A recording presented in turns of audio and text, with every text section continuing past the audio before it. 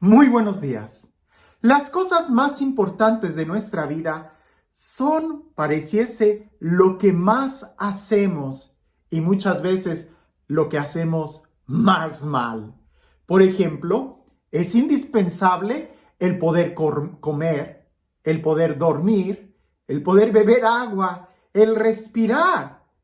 Pero suele pasar que a veces comemos muy mal, no descansamos cuando dormimos, ni siquiera bebemos la suficiente agua natural o en muchos casos ni siquiera respiramos profundamente. ¿Por qué? Si estas actividades son muy importantes y necesarias en nuestra vida, pues porque estamos muy acostumbrados a ellas y precisamente el acostumbrarnos a las cosas importantes es lo más peligroso que existe. Hoy en el Evangelio vamos a ver una situación parecida. Jesús, te puedes imaginar escucharlo predicar, ver alguno de sus milagros, contemplar la fuerza con la que él se dirigía, pues pareciese que los que estaban más acostumbrados a él eran precisamente los que más lo despreciaban. Escuchemos lo que dice el Evangelio. En aquel tiempo, Jesús fue a su tierra en compañía de sus discípulos. Cuando llegó el sábado, se puso a enseñar en la sinagoga y la multitud que lo escuchaba se preguntaba con asombro: ¿de dónde aprendió este hombre tantas cosas? ¿De dónde le viene esa sabiduría y ese poder para hacer milagros? ¿No es este el carpintero, el hijo de María, el hermano de Santiago, José, Judas y Simón? ¿No viven aquí entre nosotros sus hermanas? Y estaban desconcertados. Pero Jesús les dijo: todos honran a un profeta, menos los de su tierra, sus parientes y los de su casa. Y no pudo hacer allí ningún milagro, solo curó a algunos enfermos imponiéndoles las manos. Y estaba extrañado de la incredulidad de aquella gente. Luego se fue a enseñar en los pueblos vecinos. ¿Te das cuenta? Si al mismo Jesús la gente empezó, cuando lo escuchaba, se admiraba, pero al mismo tiempo empezaban a cuestionarse, pues que, ¿quién es este? ¿No es este el carpintero? ¿De dónde aprendió todo esto? ¿No están entre nosotros sus hermanos y sus hermanas? Pues entonces, ¿de dónde sacó todo ese poder para hacer milagros? Y la gente que lo vio crecer, la gente que se acostumbró a mirarlo, a verlo, a escucharlo, es la gente que cerró su corazón. Ahora, esto sucede, puede ser por la rutina. Y es que efectivamente la rutina de ver a alguien, de escuchar a alguien, puede hacer que no lo escuchemos realmente, que no prestemos atención al mensaje que nos está dando. Suele pasar que a fuerza de la costumbre, de la rutina, se nos olvida cuán delicado es lo que estamos viviendo o la importancia. Por ejemplo, el dormir. Sabemos que es importante el poder descansar bien, pero muchas veces lo pasamos por alto y no tomamos muy en serio el tener que tener un descanso profundo, el poder alimentarnos bien, el poder respirar con profundidad. ¿Sabes que la respiración es el mejor analgésico que existe? ¿El mejor tranquilizante que existe? Si estás nervioso, si estás preocupado, respira profundo. Respira profundo. Y muchas veces no lo tomamos en serio. Recuerdo que en un retiro que iba a ser una semana de encierro, era sobre la oración y la oración profunda y contemplativa. Y me sorprendió mucho porque yo pensé que el primer tema, pues como suele suceder, es el primer tema que te engancha, que hace que te desconectes de las cosas cotidianas, que dejes todo en tu casa para que puedas vivir bien el retiro. Pues el primer tema no fue nada motivador, ni siquiera de conocimiento. Fueron simplemente prácticas de poder respirar profundamente y prácticas muy, muy bruscas de ponernos de pie, levantar nuestros brazos, bajarlos y respirar.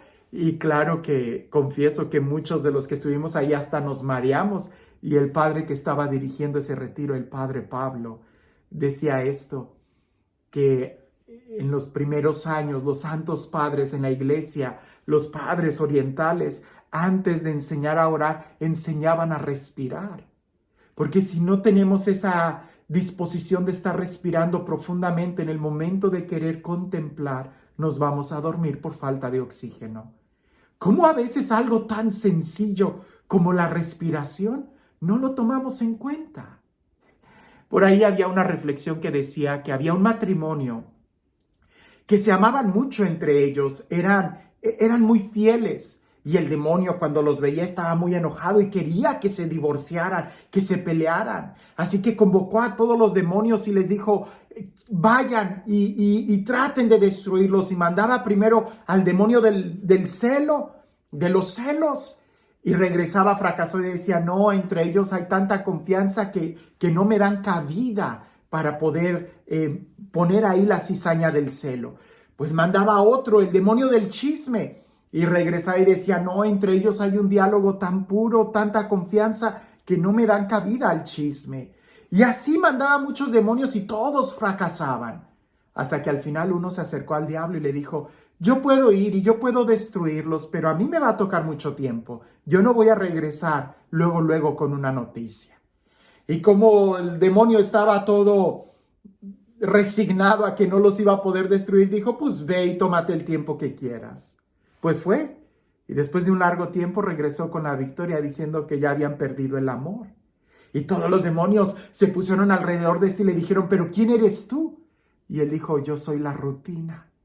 Y es que efectivamente la rutina puede hacer que perdamos el interés, la novedad, la admiración y la profundidad de aquello tan importante que tenemos frente a mí. La gente admiraba a Jesús, dice el Evangelio. Admiraban a Jesús, pero inmediatamente empezaron a hacerse preguntas. ¿No es este el carpintero? Empezaron a bajarlo a la rutina. ¿No es este el que creció? ¿No es este el hijo de José, el hijo de María? ¿No están entre nosotros sus hermanos? Y empezaban a bajarle en lugar de admirar y escuchar su mensaje. Eso nos puede pasar mucho a nosotros, mucho, que escuchamos tanto la palabra de Dios, que la leemos, la estudiamos, hemos tomado clases de hasta arqueología, tantas cosas de la Sagrada Escritura, que corremos el riesgo de que ya no la tratemos con reverencia, como palabra de Dios, sino simplemente como un libro más. Puede pasar que los que estamos ahí en la iglesia, entramos y salimos tanto del templo que perdemos la admiración del lugar sagrado. Puede suceder que los que celebramos la misa todos los días, llegue un momento en donde ya no tiemblen nuestras manos cuando tocamos a Jesús. Recuerdo que una vez un padre decía esto, que los sacerdotes recién ordenados tiemblan cuando tienen a Jesús entre sus manos. Pero después de unos años es Jesús quien tiembla en las manos del sacerdote. Es necesario hacer un alto y darnos cuenta de la importancia que tienen las cosas que hacemos. La importancia de respirar, la importancia que tiene tu hermano, tu esposo, tu esposa, tus hijos. La importancia que tiene la celebración de la Eucaristía, la oración, el rosario. Es tan fuerte la oración del rosario, pero muchas veces ya lo hacemos tan rutinario que se nos olvida lo que estamos haciendo. Que podamos recuperar la admiración en Jesús y escucharlo, para que Él pueda hacer milagros en nuestra vida. Y este Dios, el Dios del amor, el Dios de la vida, el Dios de la paz, el Dios que hace nuevas todas las cosas, el Dios que está muy cerca de nosotros y que nos habla continuamente, que sea Él quien el día de hoy nos bendiga. En el nombre del Padre, del Hijo y del Espíritu Santo.